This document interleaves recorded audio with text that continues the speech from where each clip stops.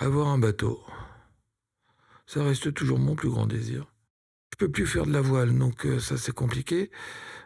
Donc ça sera un petit bateau à moteur, tout simple pour aller faire des balades en mer, pas spécialement pour la pêche, pas spécialement pour autre chose, mais pour avoir la sensation avec des vagues, avec de l'air frais,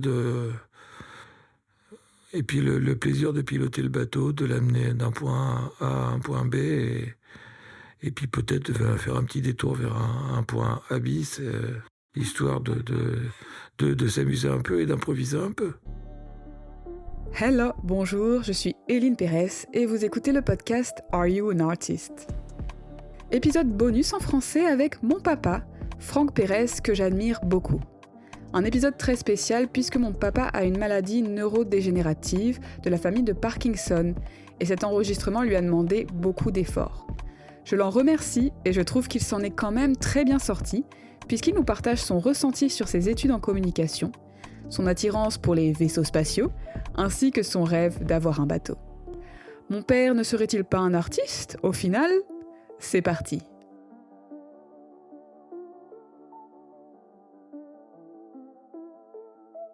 T'es prêt?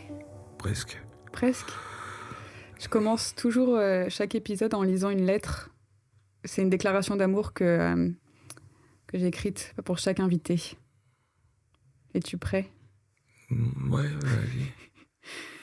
Cher papa, en créant ce podcast, je voulais interviewer des artistes, des personnes créatives que j'admirais. Et je me suis rendu compte que dans ce cas, j'étais quand même un peu obligée de faire un épisode avec toi. Même si je sais que tu ne te considères pas comme un artiste, ou même comme une personne créative, je me souviens des anniversaires de folie que tu nous préparais, avec des chasses au trésor originales, des exposés où j'avais toujours le meilleur PowerPoint de la classe, des nouvelles recettes de cuisine que tu testais.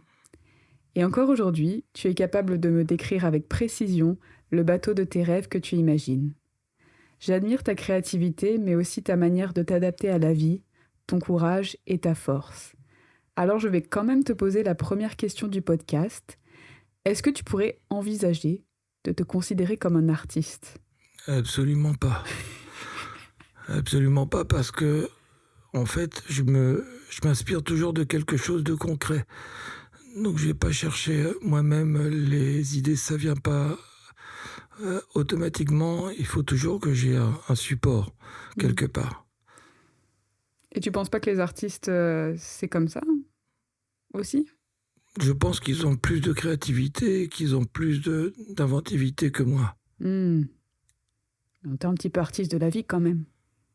Ouais, faut peut-être pas charrier quand même, mais non, j'aime bien m'amuser avec certaines choses, mais il faut toujours que j'ai quelque chose de concret derrière. Est-ce que tu as un souvenir quand tu étais petit d'une première chose que tu as créée? Un dessin ou... Des Lego, des vaisseaux spatiaux.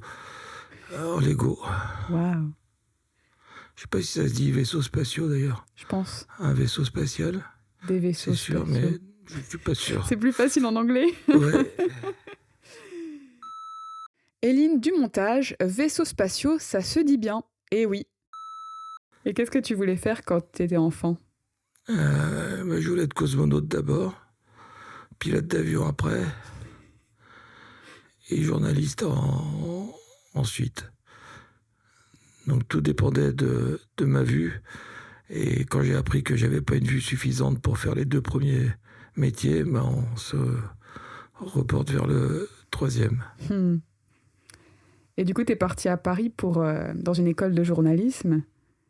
Ouais, une école de communication, on va plutôt dire. C'était pas que le journalisme. Il y avait une partie de journalisme dedans, mais c'était pas seulement ça. Et tu avais l'impression de pouvoir t'exprimer librement pendant ces études? Oui, plutôt, parce que j'ai tenté des choses un petit peu créatives, comme tu dis, mais qui étaient osées et qui m'ont apporté des bonnes notes, mais qui, en temps normal, n'auraient pas dû me rapporter des bonnes notes. C'est-à-dire? C'est-à-dire que je me souviens plus, il y avait un film qui sortait avec... je me souviens plus du titre, avec un un personnage de dessin animé dans un vrai film. Et moi, je l'ai fait quand il est sorti dans les journaux. J'ai utilisé en fait toutes les images qu'il y avait dans le journal pour faire ma revue de presse, plutôt que de décrire ce qui avait été écrit. Donc j'ai fait ma revue de presse uniquement avec des images que j'avais trouvées dans les journaux qui parlaient de ce film. C'est quand même un peu stylé. C'était surtout osé et c'était surtout risqué. Mais ça a payé du coup. Tu Là, sentais ça a payé, mais elle m'a dit, je me souviens de la prof qui me disait, qui était une grande journaliste, qui me disait surtout, tu me le fais une fois, tu me le fais pas deux. Et quand tu as commencé à écrire un peu des articles, tu te sentais toujours libre de pouvoir créer un peu comme ça? Oh, c'était un peu compliqué parce que c'était souvent des articles sur des clients de la revue pour laquelle j'écrivais quelques trucs. Et donc, il fallait quand même orienter l'article dans le sens du client parce qu'il était potentiellement investisseur de budget publicitaire. Et après, tu as monté quand même ta boîte aussi à Cognac à un moment donné. Ouais, alors là, c'était compliqué aussi. C'est-à-dire que je pensais que ça allait démarrer beaucoup plus vite que ça, et ça a mis du temps à démarrer. Et j'ai en fait fait aussi des erreurs à ce niveau-là. C'est-à-dire que j'ai basé tout sur un gros client et qui a rapporté, qui m'a planté au bout de 6 mois à peu près. Et donc mon chiffre d'affaires a chuté considérablement et ça me suffisait plus après ce que je gagnais pour continuer. Et le fait d'avoir ta propre boîte, est-ce que tu sentais que tu pouvais être aussi libre de créer ou qu'il y avait quand même une charge un peu plus lourde au niveau administration et que ça te limitait un peu L'administration, ça fait pas peur, c'est pas ce qui est compliqué. Ce qui était compliqué, c'était surtout d'accepter les directives de certains clients tout en sachant qu'ils auraient dû faire autre chose et choisir un autre axe que celui sur lequel ils se maintenaient. Et comme c'était des clients, il fallait aller quand même régulièrement dans leur sens. Et à part un client qui lui m'a laissé carte blanche et qui a vraiment suivi ce que je leur proposais. Et après, quand tu es passé au Page Jaune, qui est devenu ensuite Solocal, c'était comment du coup de passer de ta boîte, ton... Ouais, Solocal, c'était un peu la boîte de rêve dans laquelle je voulais rentrer, que je connaissais depuis déjà pas mal d'années, depuis 15 ans, pour leur avoir vendu des objets publicitaires à un moment. Donc quand j'étais rentré dans cette société, rien que pour leur vendre des objets publicitaires, j'avais vu l'ambiance, j'avais vu les gens, et je me suis dit, c'est là-dedans que je veux bosser. Et c'est vraiment un hasard que je sois tombé sur une annonce qui proposait un poste dans le marketing, et c'était pour moi le rêve à ce moment-là de rentrer dans cette société, et ça a été un rêve au départ. Et j'ai l'impression que tu t'épanouissais pas mal. J'aimais bien bosser, je bossais énormément, je m'amusais beaucoup, et j'ai découvert beaucoup de choses vraiment dans le bon sens du terme. Et tu penses que tu préfères travailler seul ou avec d'autres personnes? Je pense que travailler avec d'autres personnes, c'est mieux. Et tu préfères guider ou suivre un peu le mouvement? Il faut faire les deux. On ne peut pas choisir l'un ou l'autre. Il faut vraiment faire les deux. Et dans tout ce que tu as fait au niveau de travail, c'était quoi ce que tu préférais? La partie Solocal, ça a été toute la partie marketing, responsable marketing, de s'occuper d'une région, d'accompagner des vendeurs, de faire des formations. C'était pour moi quelque chose de génial, d'essayer de trouver des idées pour les aider à vendre mieux. C'était quelque chose qui me plaisait beaucoup. Et est-ce qu'il y a quelque chose que tu as créé dont tu es particulièrement fier? À part mes enfants. Tu es fier de moi? Bah oui. Euh, non, autrement non, il n'y a rien de... Non, non, non, ma vie me convient, on a plutôt une belle vie, donc tout se passe bien. Mhm. Et quand tu avais toutes ces idées, par exemple, l'exemple des anniversaires que je mentionnais au début, Mhm. comment ça venait à toi, cette idée À chaque fois, il y avait un thème, c'était vraiment... C'était quelque chose que j'avais vu quelque part ou que j'avais entendu, mais j'avais pas noté, j'avais rien. Et puis ça me revenait au moment où il y avait vos anniversaires. Waouh! Et puis j'essayais à partir de quelque chose de concret, de faire un peu quelque chose de différent et de l'adapter à notre situation, à notre budget bien sûr, et puis à la maison, voir comment elle était disposée, ce qu'on pouvait y faire ou pas, s'il pleuvait ou pas. Mais on avait de la chance avec vos anniversaires, il faisait toujours beau. Donc, C'est le karma. ouais. Et quand tu créais quelque chose ou quand tu écrivais un article, qu'est-ce que tu préférais, le tout début ou pendant l'article ou quand c'était fini? Non, la rencontre. La rencontre. La rencontre avec soit des patrons, soit des directeurs marketing, soit des directeurs de la communication. C'était ça qui était intéressant. Les Hmm. écouter, de voir...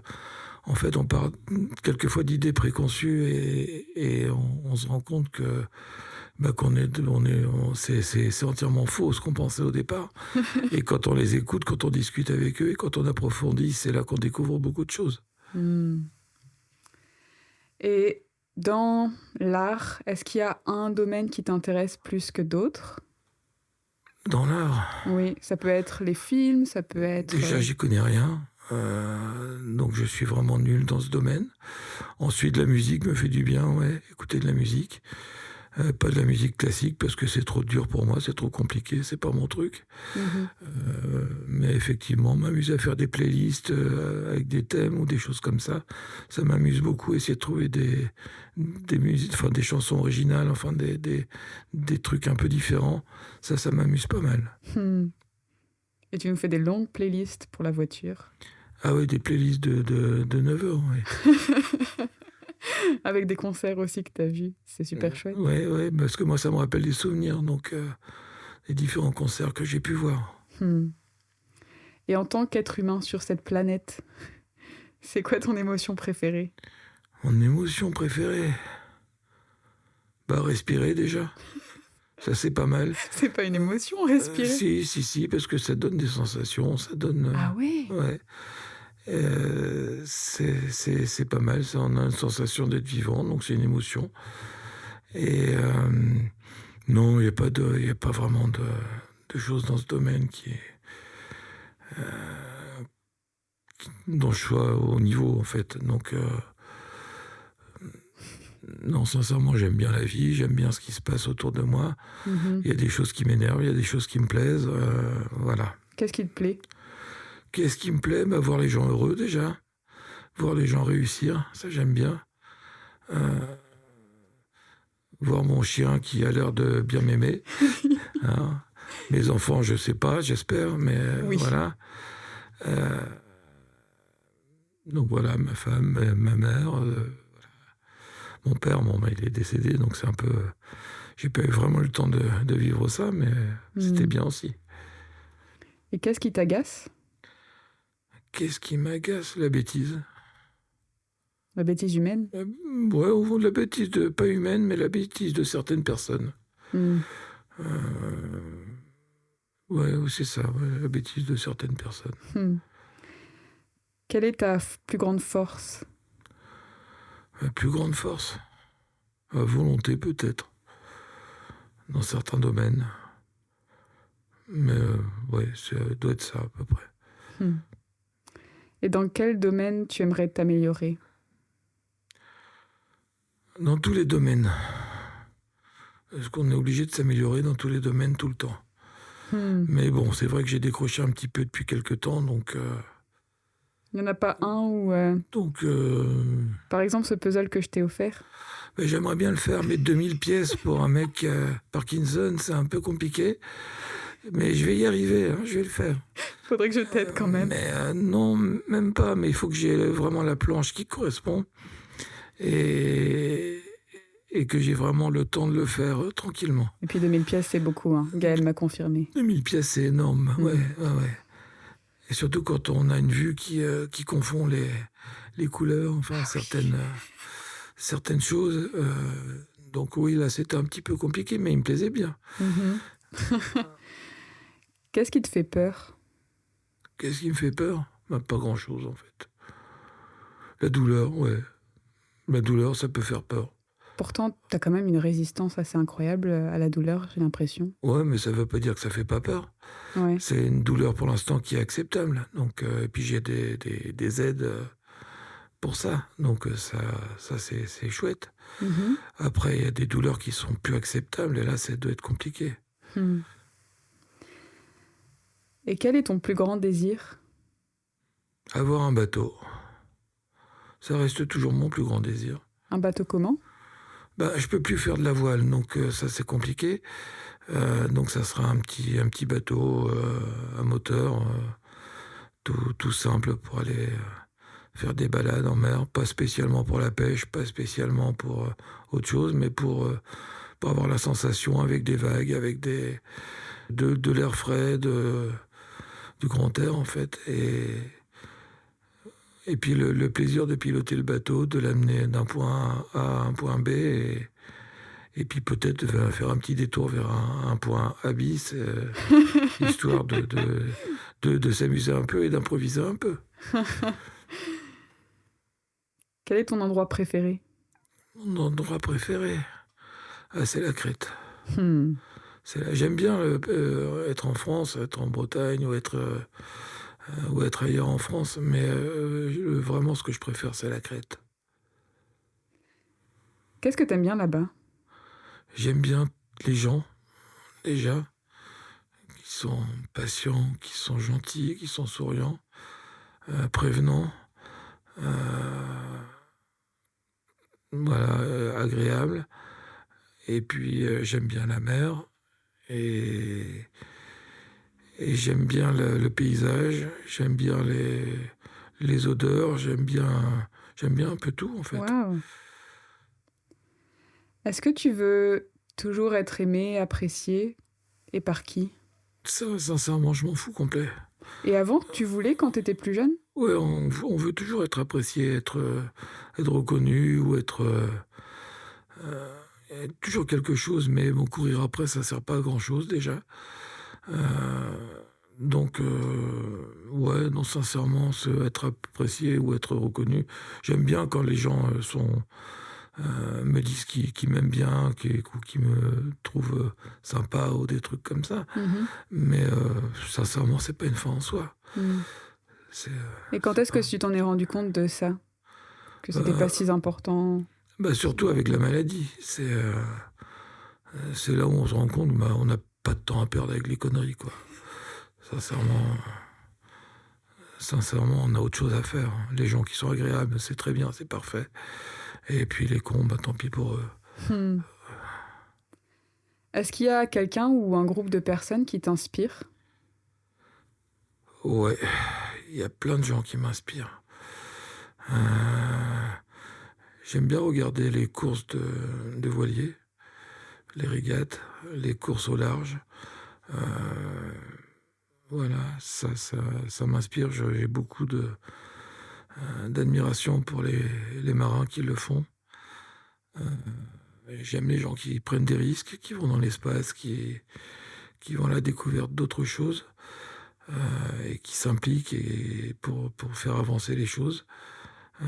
J'aime les techniciens qui sont capables de créer soit des modèles de bateaux innovants, soit des satellites qui sont capables d'aller voir au fin fond de l'univers, soit enfin des choses comme ça. Oui, ça m'inspire. Hmm.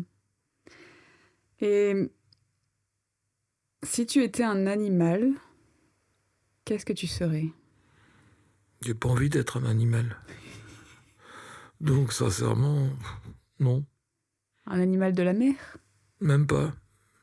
Non, non, tu sais, pour être une baleine et être chassé, ou un requin pour être pêché pour mes ailerons, ou... Non, ça m'attire pas spécialement, non. Donc non, non, je suis très bien comme je suis. Par contre, t'aimes bien regarder les documentaires J'adore animaliers. ça, oui, parce que j'aime bien les animaux. Hmm. Mais être un animal, non, ça c'est autre chose, c'est pas mon truc. Et tu pourrais communiquer avec Cooper si t'étais un chien. Mais je suis pas sûr qu'on communiquerait mieux que nous deux maintenant. Cooper, c'est mon chien, je pense que c'est un peu fusionnel entre lui et moi, et voilà. Donc il n'y a pas besoin d'aller chercher plus loin, pas besoin d'être un chien pour communiquer avec un chien. Est-ce que t'as une couleur préférée?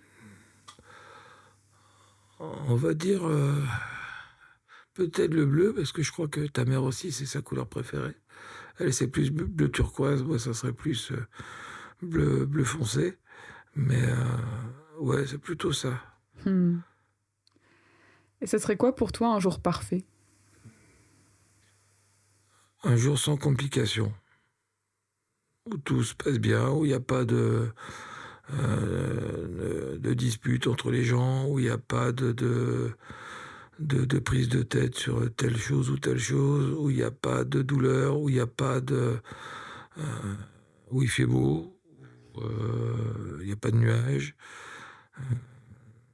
Et voilà, c'est ce genre de choses où tout va bien. Est-ce que tu as l'impression maintenant de bien te connaître? Absolument pas. C'est vrai? Ouais, les autres te connaissent toujours mieux que toi. Toi, tu penses des choses, tu as des idées préconçues, et en fait, ben, quand tu écoutes les autres, ou quand tu es un peu attentif à ce que les autres, au regard des autres, ben, tu te rends compte que les autres me connaissent mieux que moi. Moi, je sais ce que j'aime, je sais ce que j'aime manger, je sais ce que j'aimerais faire plus tard, je sais des choses comme ça, mais je pense que les subtilités, je les connais pas du tout. Et tu penses que les autres les connaissent mieux que toi? Et les autres les connaissent beaucoup mieux que moi, bien sûr. Waouh! Et si tu pouvais te rencontrer quand t'avais 15 ans et dire quelque chose, est-ce que tu dirais quelque chose? Bah, arrête d'être aussi con. Ça, T'étais c'est con à clair. 15 ans? Bah, on l'est tous. Donc, ouais, on l'est tous, ouais. Donc, ouais, ouais, non, oui, oui, oui. Ça, c'est clair. T'étais con comment? Bah, on croit tout savoir, on croit tout pouvoir faire, on croit qu'on a raison sur tout. Donc, non, voilà, c'est tout. Hmm. Et si tu pouvais refaire quelque chose dans ta vie, qu'est-ce que tu referais? Bah, en fait, je devrais refaire beaucoup de choses, mais finalement, non. Ça va, c'est bien. Je suis bien comme ça. Donc, j'ai pas spécialement grand-chose à refaire. Je suis marié, ça se passe bien. J'ai des enfants, ça se passe plutôt bien. J'espère pour eux surtout. Oui. J'ai une mère avec qui ça se passe bien. J'ai été un peu gâté pourri dans ma vie. J'ai eu des difficultés à certains moments, comme tout le monde. Mais c'est bien parce que ça aide à aller un peu plus loin après. Et puis, là, je suis bien. Je vis plutôt pas mal. Voilà, pas au bon endroit sûrement, mais plutôt pas mal. Ah, c'est fou ça, même avec ta maladie, t'as l'impression d'être quand même satisfait de la vie. Mais si c'était pas moi qui avait la maladie, ça serait quelqu'un d'autre. Donc ça serait... sincèrement, tu l'as, point, c'est tout, ta maladie. Hmm. Donc il faut faire avec, et puis il faut savoir faire les choses avec ce qu'on a, c'est tout. On est déjà pas mal, j'ai déjà bien vécu, donc c'est pas mal. Est-ce que t'es fier de cette force-là? Je m'en rends pas compte, donc non, je suis pas spécialement fier. Hmm. Qu'est-ce qui te fait évoluer? Qu'est-ce qui me fait évoluer? Bah, plus grand-chose maintenant, parce que j'avance plus tellement vite, donc et puis mon cerveau il marche plus comme avant, donc c'est beaucoup plus compliqué d'évoluer. Donc on va dire que j'essaye de faire du surplace, de ne pas reculer. Je fais de mon mieux et puis c'est tout. Donc voilà. Est-ce qu'il y a quelque chose que tu aimerais bien apprendre? J'aimerais bien passer mon permis hauturier quand même un jour en bateau. Mais j'ai essayé de le travailler moi-même, mais je suis tellement lent que de toute façon, j'y arriverai pas. Donc Et avec voilà. quelqu'un qui t'aide? Même avec quelqu'un qui m'aide, je suis trop lent. Donc ça passera pas. On sait jamais. Il faudra un miracle là, ouais. Il faudrait quelqu'un avec à côté de moi pendant l'examen et qui me montre tous les points sur la carte et qui me. Ouais. Et puis qui me rappelle les formules, même si je les connais par cœur sur un moment.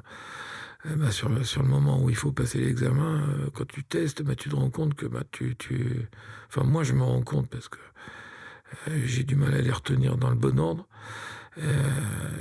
que de toute façon, je vais appliquer la mauvaise formule. Donc, pas la peine. C'est quoi ta série préférée? Ma série préférée, c'est compliqué ça. Tu peux avoir un top 3 si tu préfères. Non, c'est Umbrella Academy, je pense, parce que c'est la plus délirante et bien foutue que j'ai vue. Il y a des défauts, mais c'est vraiment quelque chose qui me plaît bien. Donc ça, ouais, ça va. Je sais pas si tu lisais beaucoup avant, mais est-ce que tu as un souvenir d'un livre que tu aimais bien quand tu faisais tes études de journalisme, par exemple? Alors, pendant que je faisais mes études de journalisme, je travaillais un petit peu à côté, je faisais pas mal de choses.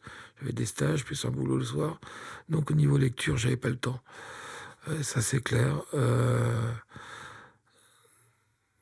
Si, pendant mon service militaire, je me suis cassé la jambe. J'irai pas jusqu'à dire que j'ai fait exprès, mais on va dire que j'ai fait exprès que ça se guérisse pas vite. Et à l'hôpital, il y avait une bibliothèque, j'étais le seul à y aller. C'était l'hôpital militaire. Et en fait, je crois que c'est le moment où j'ai lu le plus de bouquins. Par contre, j'en ai absolument aucun souvenir. C'est vrai? Ouais. Pourtant, j'ai comme souvenir quand même que tu me recommandais des auteurs. Ouais, parce que Molière, par exemple. Ouais, mais Molière, tout le monde va recommander Molière. Oui. Même si on n'est pas sûr que ce soit lui qui ait vraiment écrit ces pièces. Mais voilà. Non, tout le monde va recommander certaines pièces. Racine, ouais. Ionesco, oui. Enfin, J'adore Ionesco. Voilà, Camus, j'adore aussi. Donc voilà, il y a des gens que j'aime bien. Mais voilà, c'est des choses faciles à lire déjà. Enfin, faciles à lire, ça dépend lesquelles. Mais qui me plaisent bien, ouais, qui sont assez tordus pour moi. T'as besoin que ça soit tordu? J'aime bien, ça m'amuse plus. Tu t'ennuies sinon? Ouais, disons que je vais peut-être faire moins d'efforts si je lis pas un truc tordu. Est-ce que t'as un film préféré? Un film préféré, je vais rester dans mes délires de grand ado. Ça va être du Star Wars, ça va être du Star Trek. Et ça va être voilà, ces choses-là. Et est-ce que tu as un bateau préféré en ce moment? J'en ai plusieurs. Donc, j'en ai plusieurs, mais en fait, c'est un bateau. Ça sera un bateau entre un petit pêche-promenade, plutôt un trawler, qui ferait entre 8 et 10 mètres. Pas besoin d'aller vite, suffisamment de puissance quand même pour pouvoir naviguer correctement en cas de mauvais temps et s'amarrer au port. Mais sinon, c'est tout. J'ai pas vraiment un petit truc où on peut vivre dessus, on peut passer des longs week-ends et s'évader un peu. Et puis, on n'est pas obligé de rester au même endroit, on peut aller ailleurs. Ça consomme pas beaucoup et ça va pas très vite et on prend le temps des choses. Voilà. J'ai pas besoin d'aller sur un lieu de pêche, donc j'ai pas besoin de foncer. Et je sais que t'es pas trop sur les réseaux sociaux. un petit peu quand même. Un peu, mais tu suis plus ce que tu postes. Tu pourrais poster plus des photos de Cooper ou... J'aime pas poster en fait. Tu sais pourquoi? Non. Déjà, je suppose que je suis pas doué pour ça. Et puis les gens n'ont pas à savoir ce que je vis ou ce qui me plaît sur le moment ou des choses comme ça. Quand il y a quelque chose, je peux le dire directement. C'est beaucoup plus simple. Et si quelqu'un veut te contacter? Il peut me contacter sur les réseaux sociaux. Ok. Donc je peux mettre ton Instagram ou... Ah oui, Instagram si tu veux. Ok, je le mettrai dans la note du podcast. Ouais, il n'y a pas de souci. Et pour finir, comme les fêtes approchent, est-ce que tu as un repas préféré? Il faut qu'il y ait des marrons. Déjà, ça c'est clair. Des marrons ou des marrons glacés? Non, des marrons. Ok. Des marrons chauds. Marrons glacés, j'aime bien, mais c'est pas... Voilà, c'est exceptionnel. Mais les marrons, j'en mangerai presque toute l'année. Ouais. Des marrons à la poêle, j'aime bien ça. Et non, des plats préférés, j'en ai plein, mais ça va être plutôt des langoustes, ça va être le homard, ça va être les langoustines, ça va être les coquilles Saint-Jacques. Et là, c'est vraiment mon truc préféré dans les fruits de mer. Sinon, j'adore la viande rouge, j'adore beaucoup de choses. En fait, j'adore l'agneau. Ouais, non, il y a pas mal de choses que j'aime bien. Donc, j'en ai plein des plats préférés. La gastronomie française. Ouais, ou grec, ça peut être aussi, parce qu'il y a des plats grecs que j'aime bien, mais c'est vrai que manger dans le pays, c'est pas mal. Manger ailleurs, c'est souvent moins bon. Donc, non, les plats grecs, les plats italiens qui sont délicieux, il y a des plats, il y a de tout qui me plaisent. Il y a plein de choses qui me plaisent. Je sais pas s'il y a quelque chose que tu veux rajouter ou partager ou un message à faire passer avant de finir. Pas spécialement, sauf que j'ai la chance d'être quand même pas mal accompagné par toute ma famille, que ce soit ma femme, ma mère, mes enfants. Donc c'est plutôt agréable. Et j'ai oublié mon chien. Mais lui, quelquefois, il m'accompagne un peu trop. Non, je suis bien comme je suis. Ça se passe très bien. Et voilà, la vie pourrait être encore un peu plus simple, mais voilà, j'aime pas quand c'est compliqué, c'est tout. J'aime pas. Voilà, tant que c'est pas compliqué, moi, ça me va. Merci beaucoup, papa, d'avoir pris le temps et l'énergie surtout de faire cet épisode. Merci à toi. Bisous.